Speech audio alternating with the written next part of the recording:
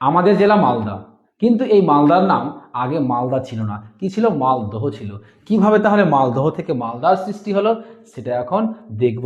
এই যে দহতে হ আছে, এই হয়ের উচ্চারণ কষ্ট লাঘব করার জন্য আমরা কি করেছি? হকে বাতিল করে দিয়ে তার জায়গাতে আ উচ্চারণ করছি। তাহলে এই দহটার যদি আমরা বর্ণ বিশ্লেষণ করি তাহলে দেখতে পাবো এইরকম: দ প্লাস অ প্লাস হ প্লাস অ। হটা কি করেছি?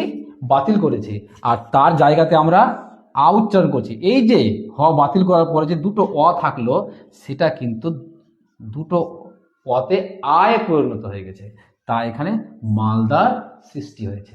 ঠিক তেমনি শিয়ালদহ থেকে হয়েছে শিয়ালদা, ষাঁড়দহ থেকে হয়েছে ষাঁড়দা। আশা করি আপনারা বুঝতে পেরেছেন এবং আমিও বুঝাতে পেরেছি। ধন্যবাদ।